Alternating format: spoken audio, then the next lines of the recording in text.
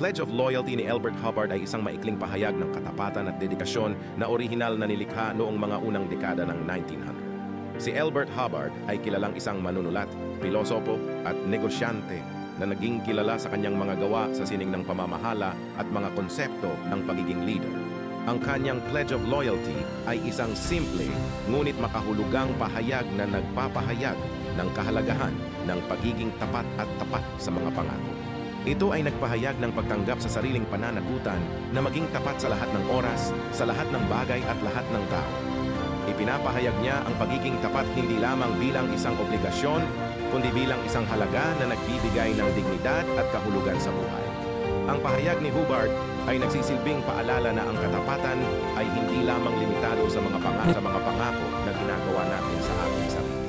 Ipinapahayag niya ang kahalagahan ng pagtupad sa mga pangako, anuman ang mga kondisyon o mga hamon na hinaharap natin. Sa pamamagitan ng kanyang Pledge of Loyalty, si Hubbard ay nagpapakita ng kanyang paniniwala sa kapangyarihan ng katapatan sa pagtataguyod ng mga positibong halaga sa lipunan. Binibigyang diin niya ang kahalagahan ng pagiging tapat sa kapwa-tao, sa trabaho at sa mga pangako sa buhay.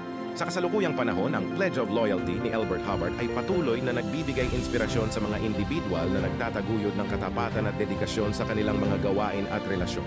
Ipinapalala nito sa atin na ang pagiging tapat ay mga halaga na dapat pangalagaan at itaguyod sa ating araw-araw na buhay. Ang pahayag na ito ay patuloy na sumasalamin sa mga paniniwala at prinsipyo na nagbibigay daan sa isang matagumpay at makahulugang pamumuhay.